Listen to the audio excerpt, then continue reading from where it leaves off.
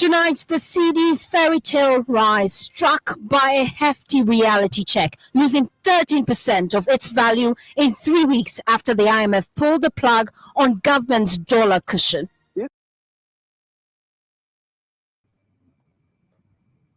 Welcome to This Week in Ghana, our first of many bi-weekly live streams where we talk about the news of the day in Ghana. Today, as you can see, we're going to talk about the Cedi crashing 13%, a woman in the UK, from the UK that's stranded in Ghana, and she has cancer. And we will talk about Shoprite's exit from Ghana. But before we do, we'll start with introductions. I'll turn it over, ladies first, I'll turn it over to my co-host before I do my own introduction. Good evening. Thank you for doing this partnership of our bi-weekly live streams, Joe. Absolutely. And I thank you for agreeing to do it. I know we've been talking about this for some time, since the last time I was in Ghana, or even before that, actually. But these are always good. Yes. I always appreciate your insights. Yes.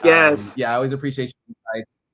And it's always good to collaborate. And so those of you who are new to both of us, it's Ivy Prosper and Authentic African. I'm Joe Hatagwa, the CEO of Authentic African. Our goal is to get people to visit, move, and invest in Africa. And I'm trying to connect people on the continent with people in the diaspora. And so Ivy and I met maybe 5 months back, the last time I was in Ghana. And we talked about— But that wasn't our first time meeting. It wasn't the first time. It wasn't our first time meeting. We met for the first time, what, 3 years ago? Maybe 3 years ago? 4 years ago? 2020 or 2021? 2021. We met for the first time in 2021. Yes, it was 2021. When I first moved to Ghana, you interviewed me at that place, Sai Wine Cafe, right? Yes. But I even interviewed you before that. But that video never came out because I did that one for Beyond the Return. And then there were some challenges with the video and it didn't come out. Yes, that's true. That is true. But we're here now in partnership, and we're dealing with technical difficulties. The internet is challenging us today, guys. So this is one of the challenges you see when you're going live from West Africa. Yes. You know. Yes. And for those who— Yeah, go ahead. Go ahead. I didn't do an intro. I just said that it was great to do a bi-weekly with you. And then I didn't do an intro for your audience. Because for my audience who's here, you already know I'm Ivy Prosper, telling stories from Africa and the African diaspora. If you're new to my page, that's who I am. That's what I do. And then I am known previously for working with Ghana Tourism Authority, Year of Return, Beyond the Return, doing their social media. But I am 100% committed to my continued focus of promoting Ghana and Africa to the world. And I'm excited about this conversation. We're going to be talking about the news in Ghana. Absolutely, yes. And I'm excited to have Ivy here because she's always a wealth of knowledge. Been living in Ghana since 2013. Right? I'm always guessing. I'm always guessing the years. It's 2013. Well, I lived in Ghana. So Ghana 2011 to 13. So 2011, 12, 13. Then I left and came back in 2016. So now I've been here since 2016. Double returnee, long before the rest of us got to Ghana. So Ivy has seen it all. Multiple administrations. In fact, she was there when Mahama was the president the first time, right? So, and before him, in fact. The whole administration before that. Yes. So you have a lot of experience and knowledge in the country. I got there when Akufo-Addo was president. And I saw the Cedi drop pretty significantly when I got there. So for context for everybody, when I got to Ghana, it was 6 Cedis to every $1 in December of 2020 is when I first stepped foot in Ghana to live full time. I had been there the year before. By the time I left in May of 2023, the Ghana Cedi had dropped to 15 Cedis to every $1. So it less than halved in that time frame. In the recent months, We've seen the Cedi outperforming the dollar. Everybody was excited. Everybody reported on it. We were all excited about seeing the Cedi outperform the dollar. And some things have changed. And so you guys saw that in that first video. I think what we can do is we'll play a little bit of a video of, you know, some news folks speaking to the depreciation of the Ghana Cedi and why. And then we'll have some commentary on the other side. We'll just give it a moment so that it knows to put it on the screen. Okay, here we go. There we go. Here we go. We'll start. Now, data from the Bank of Ghana has revealed that the Ghana Cedi has depreciated by about 14.6% to the US dollar as of May 2024. The country managing partner, Deloitte Ghana, Daniel Kojo, has noted. Sorry, guys, I realized that that was an older video and it had already depreciated last year. So it actually depreciated by 13% from that original video. So let me just play more of this original video that I started with earlier, and we'll be back in a moment. Oh, let's share that. Sorry, guys. In the meantime, I will say, you know, being here in West Africa, as Ivy was alluding to, challenges internet connectivity, and I have been struggling.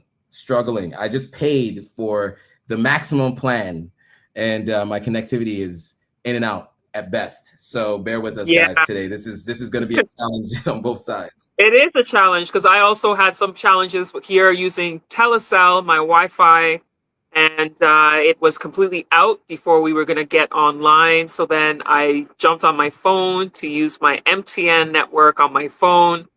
And then it's just kind of been bouncing back and forth between the two now. I see it pop up and then pop up to Telecel, then to MTN. So we'll see how it goes throughout this evening.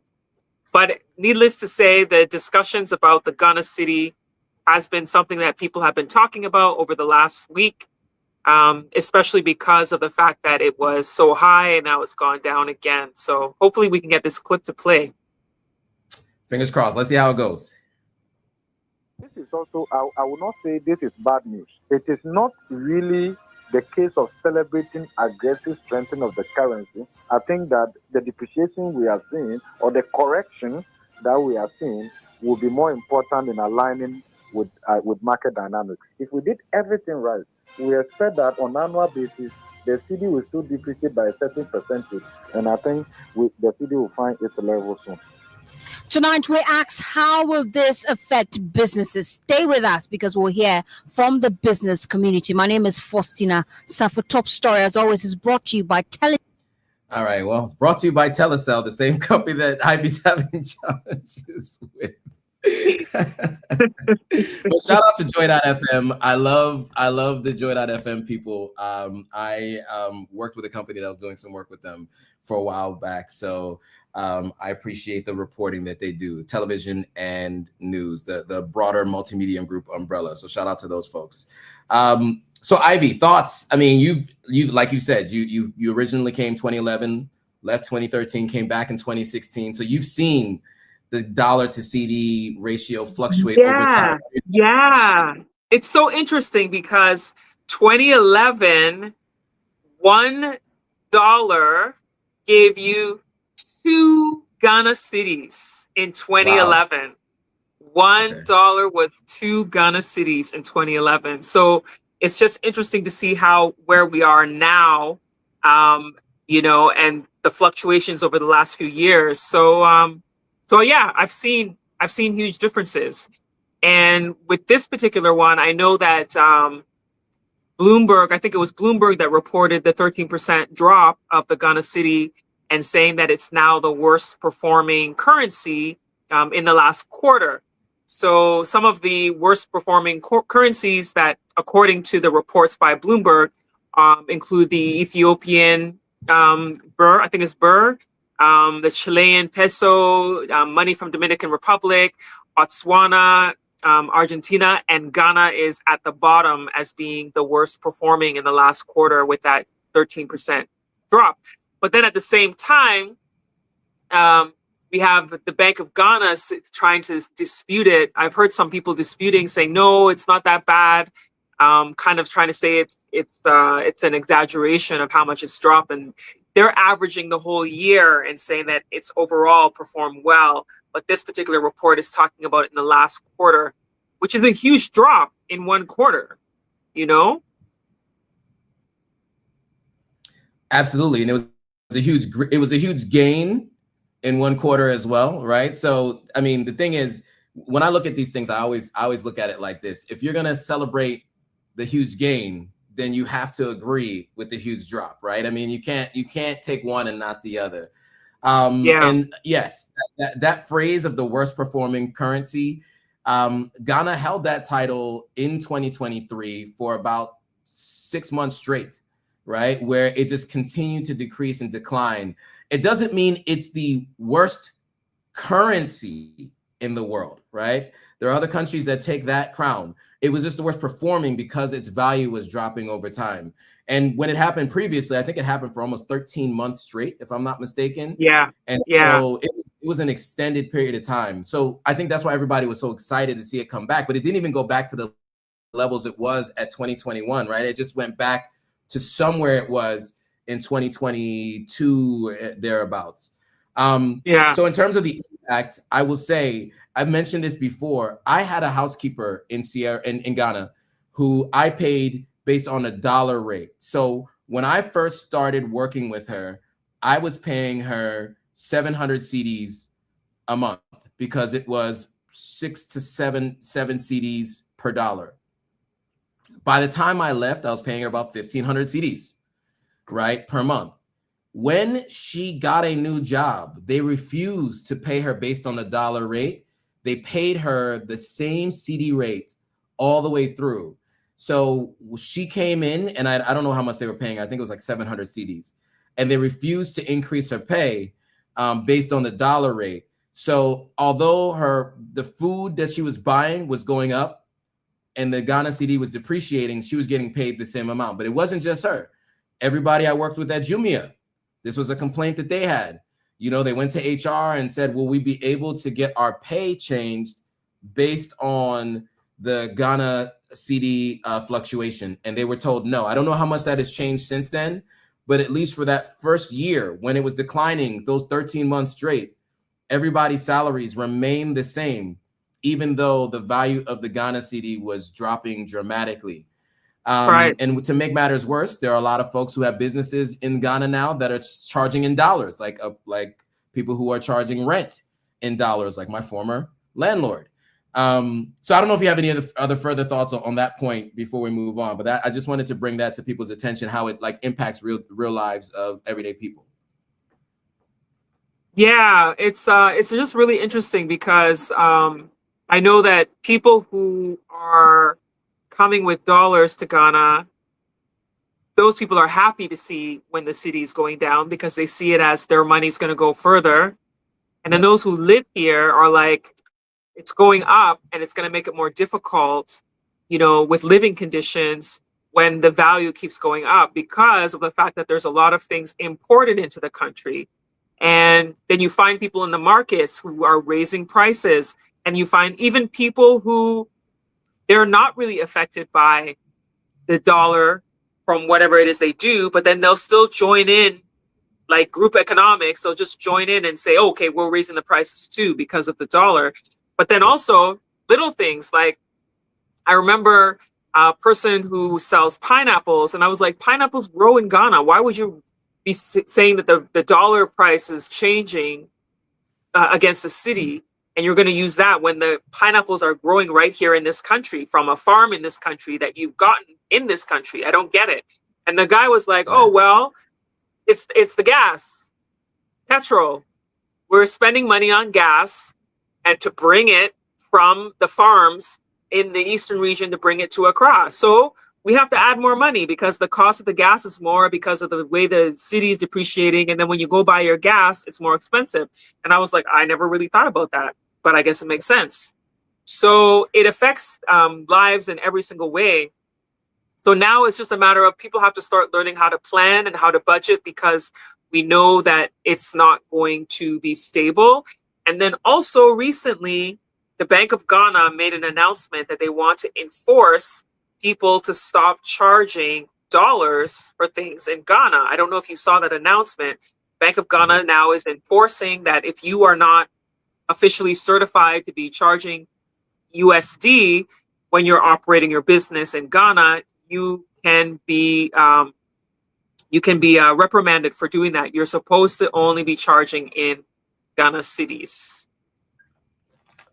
So let's see what happens. Yeah, I was gonna say, let's see what happens, because you're also not supposed to have charging for rent more than 6 months in advance, and people are still charging 2 years. Yes. We will see. We will see. Fingers crossed. So moving on from that story to the next. I mean, this is a tough one, and I think this speaks to so many different things. One, the ability to afford and to get the best of healthcare in our countries in West Africa, and also how people from the continent are treated in the West. I think it kind of, two stories are converging in one. And this story is specifically about an 81-year-old British citizen with cancer who's stuck in Ghana. So 7 years after the Windrush scandal came to light, it seems that some people from the Commonwealth countries who were invited by the government to live and work here in the post-war period are still having the British nationality challenge. And live and work here meaning in the UK. One woman in her 80s is suffering from a serious illness, has found herself stranded after taking a trip to see family in Ghana because of what's being described as an irregularity over her date of birth. Her name is Hannah Dankwa. And the Home Office of the UK sent a statement saying that while they do not comment on individual passport applications, a passport is only issued once all checks are satisfactorily completed. So we're going to play this video, I think, and then we'll have some commentary on the other side, and maybe we'll give you some context because the video is kind of long and it gives you some historical context, but we don't want to play like a 5-minute video, so we'll play part of it, and then we can give you some additional context in a moment. Let me share that tab instead. And here we go. I feel really, really terrible. Really terrible. I just don't know what to do. What do you do when you're 81 with cancer and told you can't return to the UK, a country you've called home for over 6 decades? Hannah Dankwa finds herself in that very situation with her daughter Akia. Okay. After what was meant to be a 2-week family holiday in Kumasi, Ghana. A city that's nearly 200 miles away from the capital Accra in the south of the country, and over 4,000 miles away from where she usually lives in North London. Almost 4 months ago, they turned up to the airport to go home and were sent away. We were shocked. Mum has travelled from the UK to Ghana and back to the UK with the same documents that we had with us for over 40 years. There's not been a problem ever. And so when we were told she couldn't travel back, we were devastated. Hannah Dankwa is a UK citizen. She was born here in Kumasi in 1944, which was a British colony at the time. But now she and her daughter have been stuck in a hotel room for 4 months because of a discrepancy in her documentation, one that a legal document explains and has never stopped her travelling until now. And her family are desperately trying to get her home. My poor daughter have to take me out in the wheelchair sometimes. I have 2 knee operations. When I walk too much, it hurts. I feel for my daughter. They've tried everything they can think of, and even the NHS wrote a letter to the Home Office confirming Hannah's chemo treatment, that she should be closely monitored and needs to be back in the UK as soon as possible. We're left in limbo, not knowing what's happening next. We just know nothing. We just go week by week.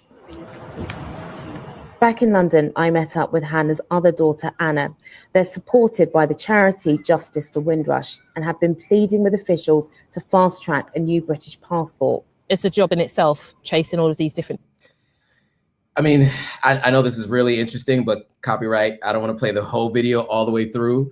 And so just one piece, and I don't have all the details on this, and forgive me for this, but from what I understand, the Commonwealth countries for a while were allowing, specifically the UK was allowing folks from the Commonwealth to travel to the UK and to gain citizenship at one point in time earlier in Ghana's, the current iteration of Ghana's, democracy. And so that was when she went under. And I do know from time to time at that time, sometimes people would use different birth dates when they would come to these countries. And so they're saying there's a discrepancy with her birth date, which probably is what that is. But the fact that she's traveled in and out of the country multiple times is what they go on to say in this video is interesting. So Ivy, your thoughts before I give my own thoughts on this. Well, I think that this is because now we are in a time when there's a lot more scrutiny on immigrants in different countries. Like we're seeing around the world that there's a lot more scrutiny on them and on their documentation. And this is something that probably should have been taken care of a long time ago with respect to this discrepancy in birth date.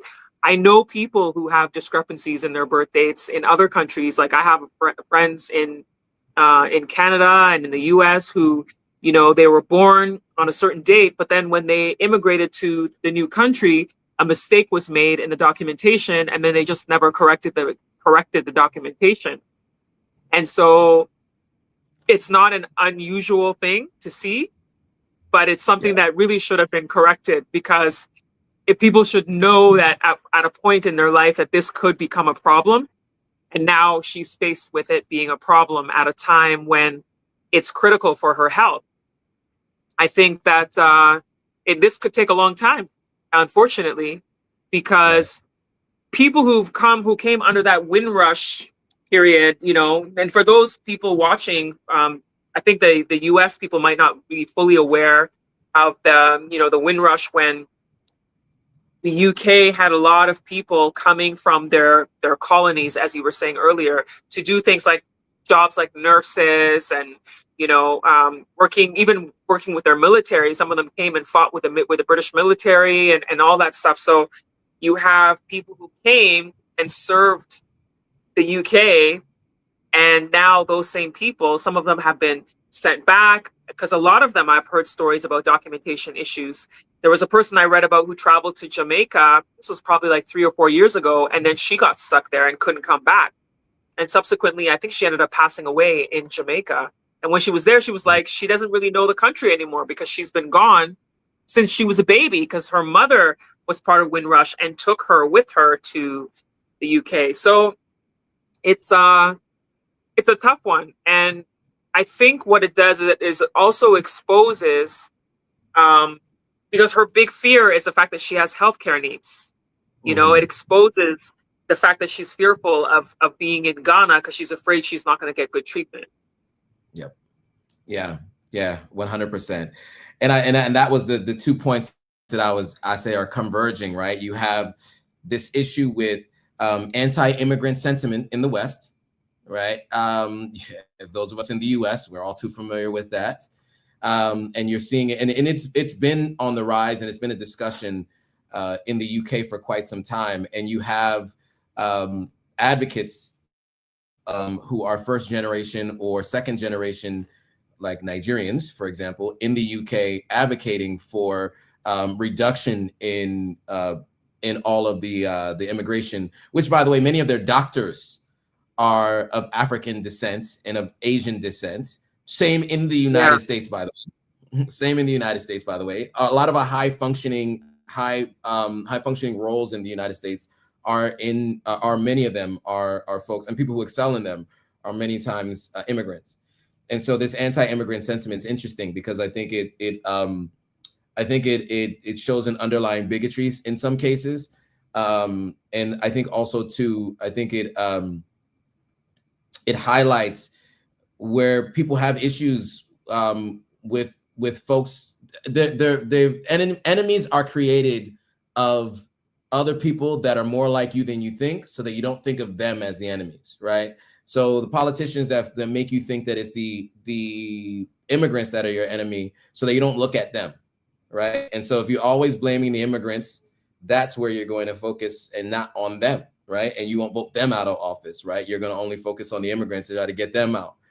That's why there isn't much of an uproar on this Windrush. I didn't even know about this whole Windrush, this group and these people that are dealing with this right now until this story. And it had to take someone you who had a terminal illness like I cancer, was right. which People in the U.S. don't know. No. Wow. Never had Yeah, any because idea. I've known Never about had it an idea about this organization.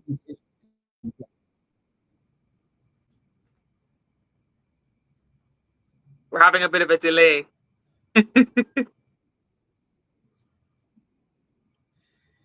Internet.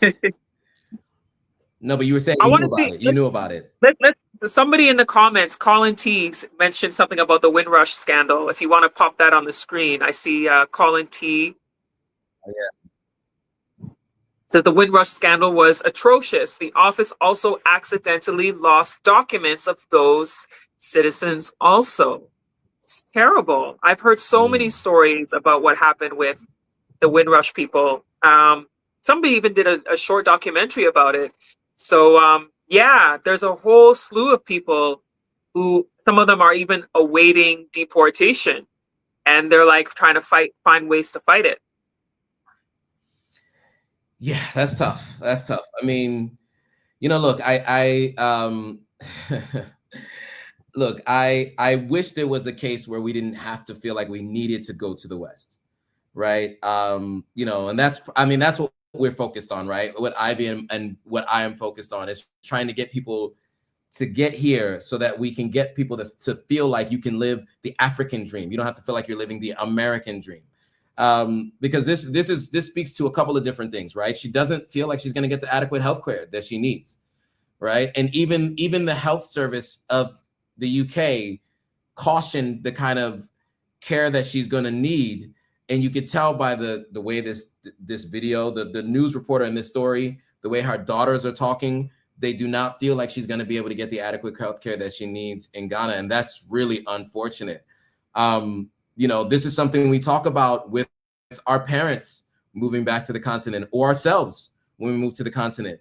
Where can they go to get the healthcare that they need? You know, I have family, friends, and this is one of the things that, you know, we talk about the good, the bad, and the ugly, right? I mean, of course, we want to encourage people to move to the continent, but we also know that if you have a terminal illness or something to that effect, these are things you have to take into consideration if you're deciding to move, and to make sure you have a healthcare provider that you feel can take care of your healthcare needs. But my mother's planning to move, and one of the things we've talked about is her going back to the States and seeing her primary care physician, and or traveling to another country in Africa to seek potential medical care. I had a family friend, her mother had a collapsed lung, and she had to get airlifted to South Africa because in Sierra Leone, they were not going to be able to help her recover from that collapsed lung. And so she had to get airlifted all the way to South Africa to get that done. And so that is one of the challenges. You know, South Africa and Kenya are known as #1 and #2 for medical treatment, medical care on the continent. Some people dispute other countries are in there too. But, you know, that's a problem, right? And that's something that we have to recognize and understand. You know, that's something you have to take into consideration if this is a move that you're planning. Right, right. And one of the things that I always want people to know is in Ghana, you can get some really good health care at some facilities, but you know that it's going to cost you.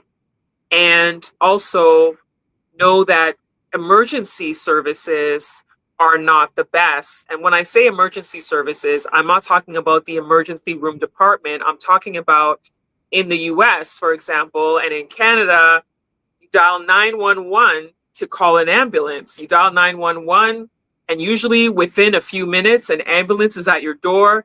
There's even, when you call 911, you have the operator who's talking you through whatever it is, what's happening, how can we help you do something while the paramedics are on their way. And usually the paramedics get to you within 15 minutes, you know, a reasonable amount of time. You'll get paramedics who go to the scene and are able to help you. But in Ghana, the 191 emergency line, you call. And I have actually, in a previous job when I hosted a TV show on maternal health, we actually did an episode about the emergency service in Ghana. And we went to the Ghana Ambulance Service call center. And in the call center, we witnessed people would be calling, the lady would answer, you're calling 191 emergency, how can I help you? And the person is telling you someone's, you know, in dire need, we need an ambulance. And then they'll be like, the ambulances are all out. We don't have any more ambulances. So please take a taxi to take the person. Please take a private car to take the person. And you're just like, there's not enough ambulances. There's not enough ambulances to service the community. So you find a lot of people in emergency situations, they'll be in a car, in a taxi, and then they're honking their horn, beep, beep, beep, beep, trying to make it through traffic, to weave through traffic because they have an emergency case in their car rather than it being in an ambulance. Now, some of the private hospitals have their own private ambulance services that won't go through the 191 emergency service, which is the Ghana Health Service line. And those private ones, they also have a limited number per hospital, but you pay for that per hospital. So you have to prepare yourself. Like if you know that you live close to a certain hospital and it's a private hospital, get the phone number for their emergency service because their phone number won't be the same as the national 191 emergency service. So you should have their number ready so that if you need to call. In Ghana, we have some of the good hospitals are like the Bank Hospital, Luka Health Center, University of Ghana Medical Center, Ngochi, I think it's called, is it Ngochi Institute? That's where they were doing they do a lot of research there. We have International Maritime Hospital in Tema. We have, oh my goodness, I'm drawing a complete blank. Britannia Medical Center, also in Tema. So there's a few hospitals that are quality hospitals that you can actually get good care in Ghana. I know I missed a few. I'm just trying to name them off the top of my head. But yeah, that's a few that's off the top of my head right now.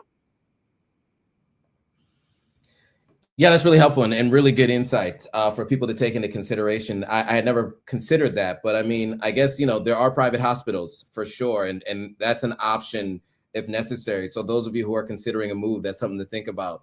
And what I'll also mention, one last thing I'll mention is what we find here, and at least in West Africa, and I see some of it in East Africa too, I've heard, is the politicians themselves do not get healthcare in the country that they are overseeing. It's so sad. Many of them leave to go to the UK. Yes. Look at how the former president of Nigeria recently passed away in the UK because he went there for medical care. You know, and then even here in Ghana, the vice president recently was in the UK also for medical care. So I really was hoping that during COVID, when borders were closed, the government officials were forced to have treatment here in Ghana. And I remember some of them complaining and saying, oh my goodness, I didn't realize that it was like this. We need to do something to overhaul the system. And I was like, yes, this is going to be a positive. They're going to overhaul the system. And then nothing happened. They didn't do anything. You know, borders reopened and they went back to usual. When they need something, they fly out of the country. You know, it's an unfortunate situation because there actually are good medical centers here, but you have to pay a pretty penny for some of the places. And if you don't, and one thing I want to say is, one of the reasons why, I mean, people talk about citizenship in Ghana, and some people are like, what's the point of citizenship? Like, I've had that in my comment section before.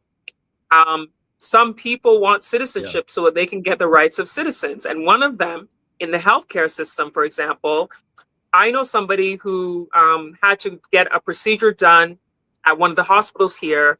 She was quoted, I think she was quoted like, I can't remember off the top of my head, but I think it was around 10,000 Ghana cedis initially is what she was quoted. She was like, okay, I could do that. Then when they saw that she was actually carrying a foreign passport and she didn't have a Ghana passport or a Ghana card, a Ghana citizen, like Ghana card, they were like, oh, you're a foreigner. Ah, the price is different. Now as a foreigner, the price was like $30,000 or something. And it was like, what? A huge difference. And it was a major, major, major surgery that she needed to get done. But because she wasn't a citizen, the price was going to be different. Now, this is not exclusive to Ghana. So I don't want people coming in the comments section saying Ghana is ripping off people when they're not citizens. Because Canada, who gives free healthcare to its citizens, if you come to Canada and you get sick and you end up in the hospital, you pay a lot of money because you're not a citizen. And there's people who've ended up sick in Canada and then they end up paying a lot of money because they're not a citizen of the country. So if you're not a citizen, doesn't matter where you are, different countries treat you, they will treat you differently. So it's just something to keep in mind. If you decide to come to Ghana, sometimes it's a good idea to get health insurance, travel health insurance if you're traveling. Look for if there's any long-term insurance that you can get while you're in the country to help you with any medical care. Well put. Yeah. And then if you're in the United States, healthcare is expensive no matter who you are, whether you're a citizen or not. So it just also keep that in mind. So Colin T asked a question.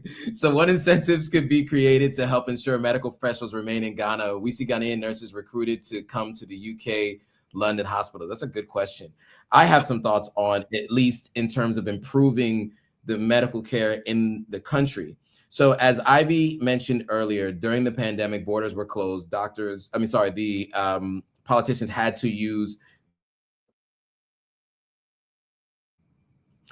Okay, I'm back. So the politicians.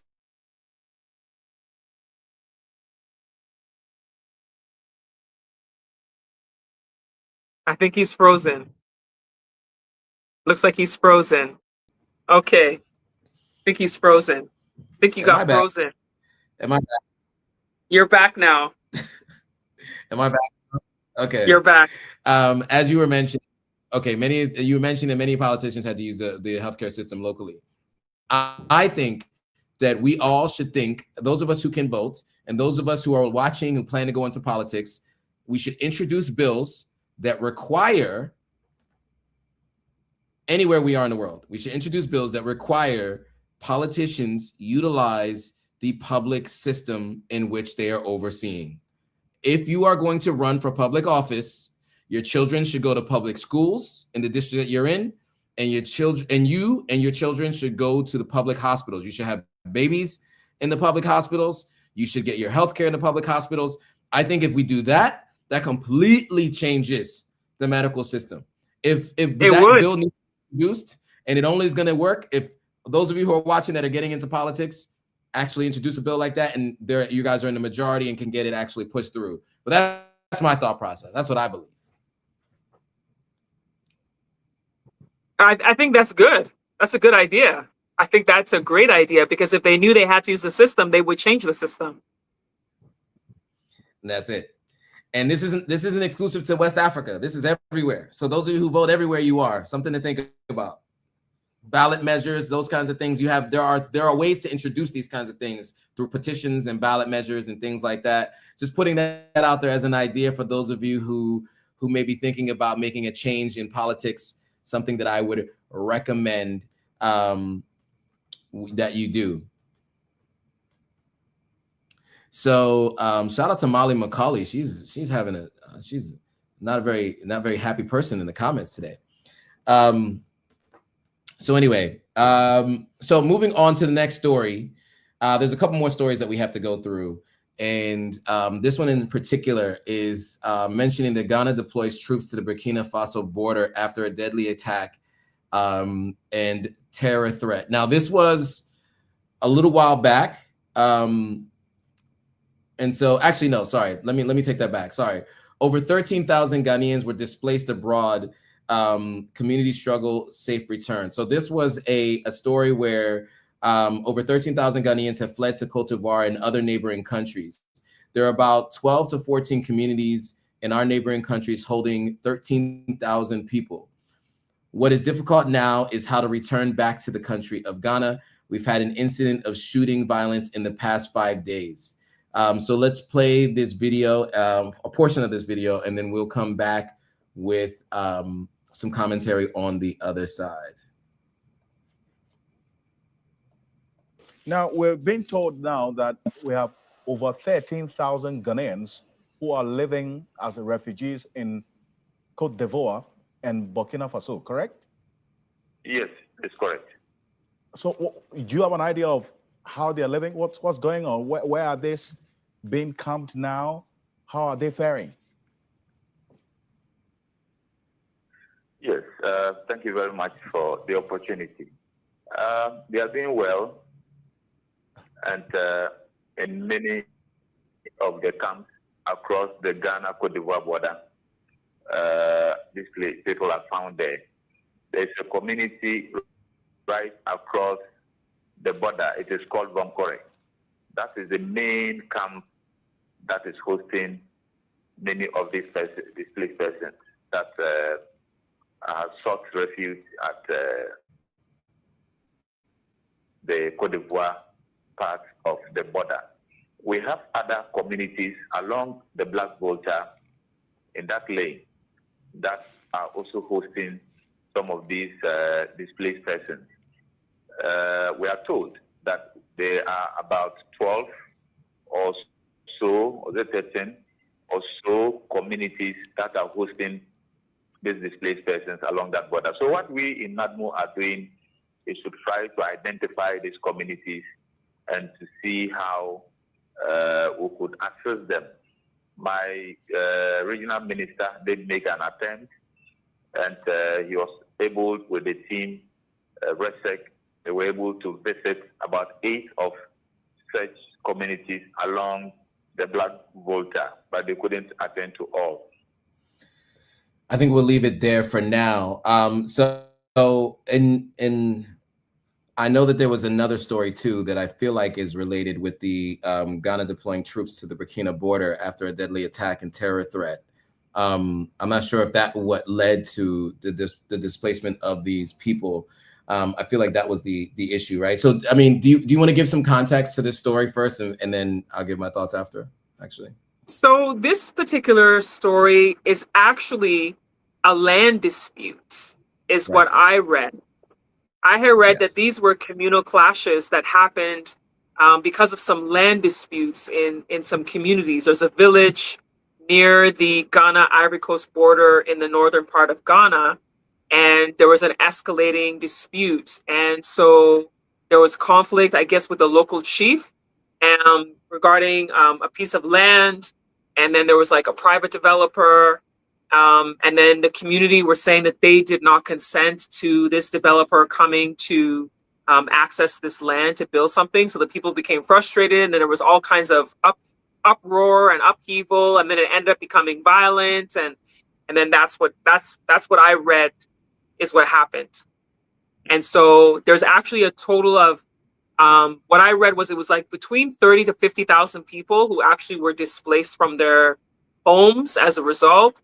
But it's about the 13,000 who actually went across the border to seek refuge as refugees in Ivory Coast and parts of Burkina Faso. That's what I read.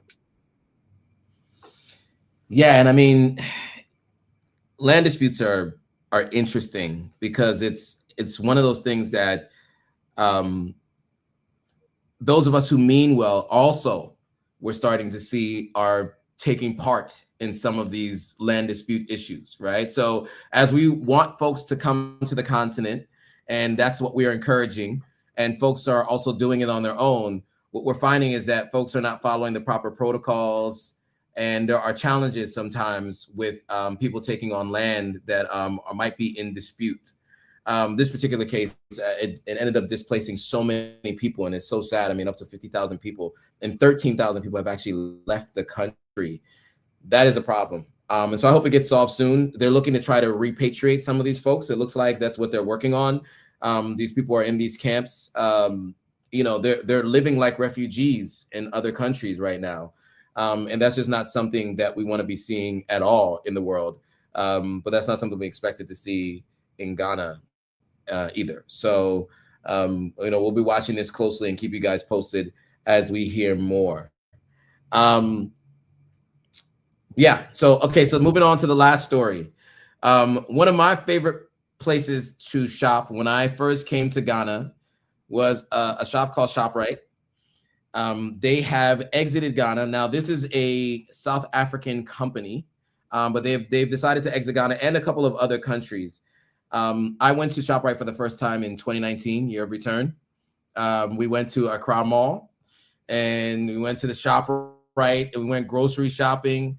And I'm in Sierra Leone now, having been to Sierra Leone maybe 6 times before that. I had never seen a supermarket that big, right, in West Africa. And so to me, I was shocked by it. You know, the frozen food aisle and the fresh fruit inside the grocery store and all of the things, ice cream, everything. There was everything there. And so after that, it became a staple for me. You know, every time I went to Accra Mall, or even I think it was Palace Mall, I would go to the Shoprite. And so to see that they're exiting, I think is one of those things it's a sad day. But we're gonna watch this video and we will have some commentary on the other side. Would have a significant impact on the Ghanaian economy. Daniel Ojo-Mensah has expressed mixed reactions to the announcement that South Africa's largest grocery retailer, Shoprite Holdings, will exit Ghana. While some view the move as an opportunity to boost the consumption of locally produced goods, others fear the departure could have a significant impact on the Ghanaian economy. Daniel Ojo-Mensah has more in this report. The retail giant said it had received a binding offer in June for its 7 stores and 1 warehouse in Ghana, with the sale described as highly probable. Challenges such as currency instability, high inflation, import duties, and dollar-denominated rents have made operations in several countries unsustainable. The company has already exited Nigeria, Kenya, Uganda, Madagascar, and the Democratic Republic of Congo. In Ghana, Shoprite has faced stiff competition from both local and regional players, along with operational difficulties. The company also had limited investment in its foreign branches, opting to redirect capital towards strengthening its South African presence. But to what extent will the exit impact customers? Considering the number of people they've employed and all that, if you are not able to get a possible best alternative, it's going to affect the economy one way or the other. Yeah. Okay, so how would they affect the economy? Probably people will be dropped out of work, and then also supply on certain goods will be less and all that. Yeah. Daily basis, if you look at the number of people who visit the Shoprite, to purchase things, it's a huge number. So I think that a lot of people prefer buying things from them. So if that happens, maybe they might have other alternatives, but it's even going to have an impact on the economy, because day living, it means that probably, I don't know why they want to leave, but if so just to, there's a longer video. You guys can watch it if you want to check out more. But your thoughts on Shoprite leaving, since you've been around a while, and I know you've seen Shoprite in its full glory. Yeah, I think that, doing business in Ghana is not easy for anyone. There's a lot of businesses that have come and gone over the years. I'm not necessarily that they've come from somewhere else, but even within the country, there's a lot of businesses that start up, then they're gone. But I think that Shoprite has lost to Malcolm, in my opinion, this is my opinion. Malcolm is another retailer here in Ghana. For those who may not know, that's a competitor of Shoprite. Malcolm also sells the same things, but Malcolm also has the extra step of having furniture and, you know, other things like that. So Shoprite is like an anchor store. So when you work in retail, in shopping centers, as I used to work in retail malls, and you always have an anchor store. You see, like, a mall will be a big place, and you have a big store on one end and another big store on the other end, big box. You know, in the US for Americans, it could be like Macy's on one end. The other end could be Nordstrom or JC Penney or something. You have these big anchor stores, and Shoprite is one of those in the mall. So they're only in Ghana. You can find them at Accra Mall, at Junction Mall, at Achimota Mall, and West Hills Mall. So it's like they're always at a mall. And their competitor, Malcolm, is not always at a mall. Yes, Malcolm is in some malls, but they're also independent. They're also independent in other places. They're within communities. They actually now also have a mini Malcolm. And it's like a Malcolm Express kind of thing. So they're reaching the market without having to always be at a mall. So if you live somewhere, you could be like, oh, I need to go buy something. And you just go to Malcolm because there's a mini Malcolm not far from you, or there's a Malcolm shop not far from you, versus going all the way to the mall. So on your way to maybe going to ShopRite, you'd be like, oh, you know what? Malcolm is right here. Let me just go there. And so you end up going there. And then Malcolm often has a lot of sales. They also have a loyalty program. They have this card that you get. I think the card is 20 Ghana cedis. And then you always get discounts. When you spend a certain amount of money, you get a discount. And then they offer on Wednesdays, I think Wednesday, they call it Market Day. And you get an extra discount when you spend a certain amount on all of your goods. So they do things that encourage people to shop there. And I found ShopRite, I didn't hear about any kind of programs like that with ShopRite. So I think that, you know, that along with the challenges of doing business in Ghana, because it is expensive doing business in Ghana with the taxes and the high rents and stuff. So I think that's also another reason why, you know, staying here was hard. I know they're leaving other African countries too, but my perspective is from the Ghana side as to what happens here. Yeah, absolutely. And even in that video, I mean, they said the fact that people are charging rent in dollars, right, was one of the issues, the instability of the Cedi that they mentioned, all reasons why other businesses should be all things that other businesses should take into consideration, right? If you're going to be doing business in the country, these are all things that you need to think about. I mean, this is a company that was multinational, that had a lot of investment. They did say that they weren't spending as much of their time focused on the local locations in Ghana. I saw that too, by the way, at a company I worked for, where they didn't have as much focus on the ground. They were a multinational company. They didn't spend too much time on the ground. They just basically made decisions from afar.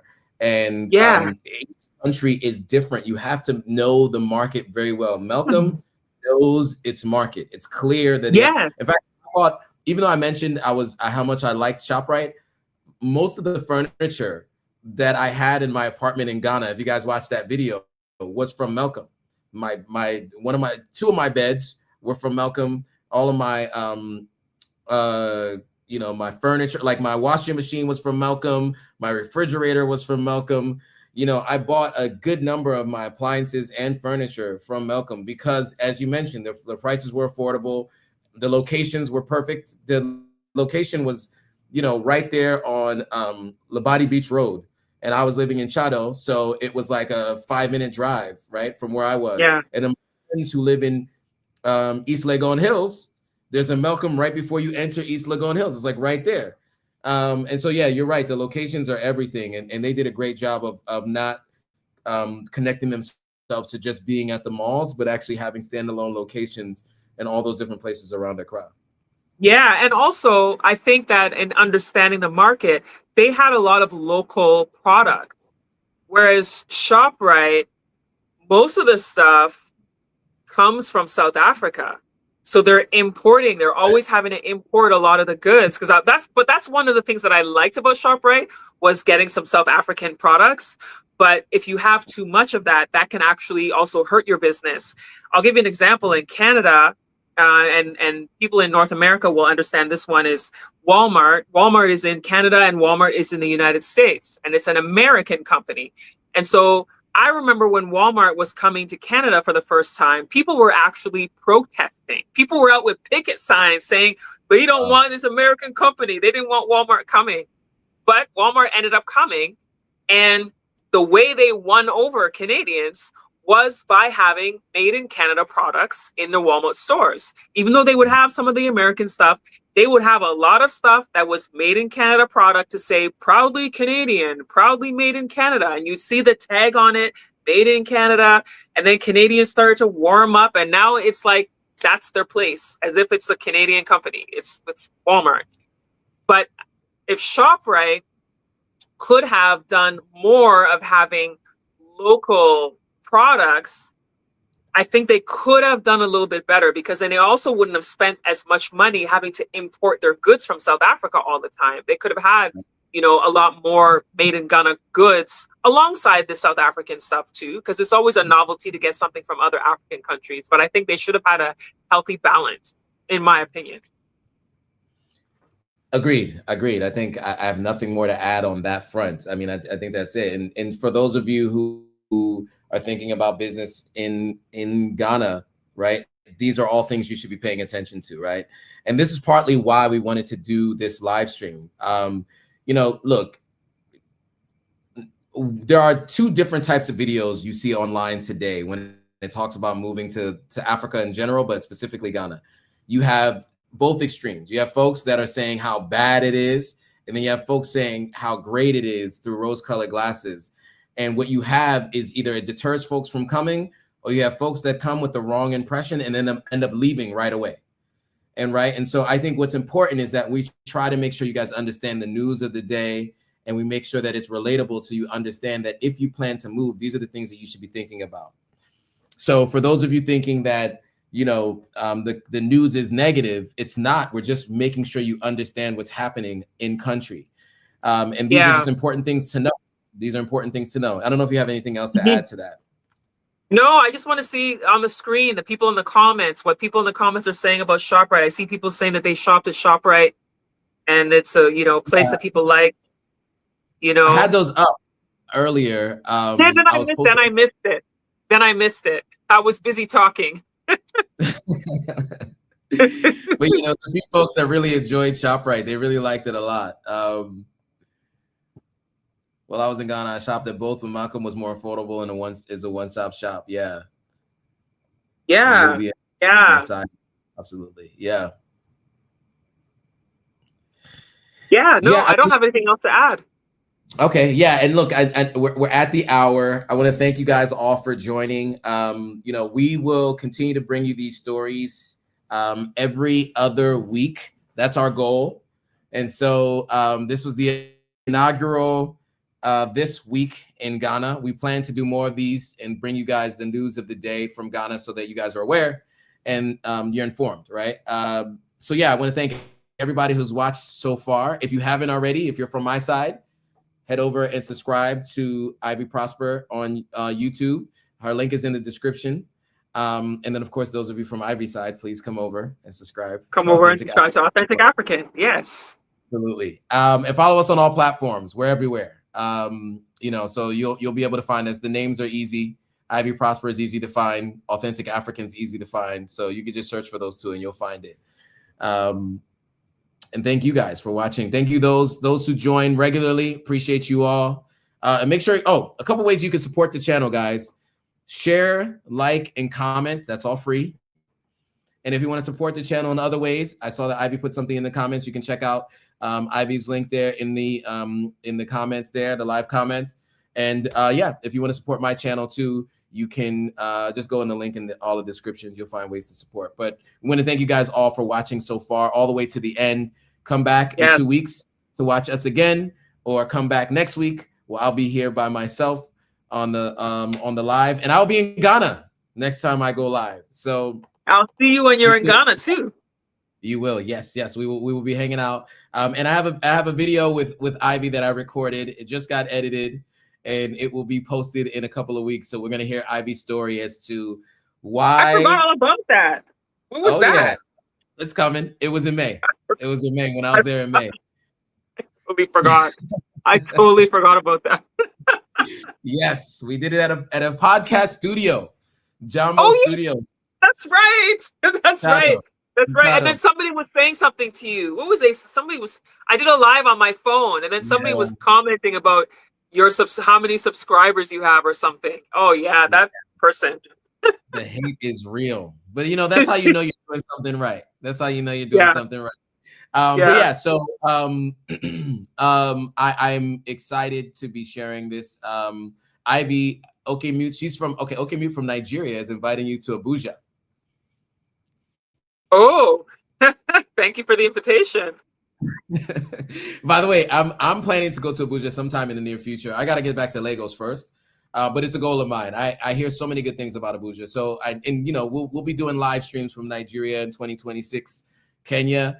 This is on my list, so hold me to it, guys. Kenya, Nigeria, and South Africa. These are 3 countries that I want to go to, and multiple cities within those countries over the next year. So keep me to it. I need to make sure I go. I'm in Ghana and Sierra Leone 3 times a year, 4 times a year now.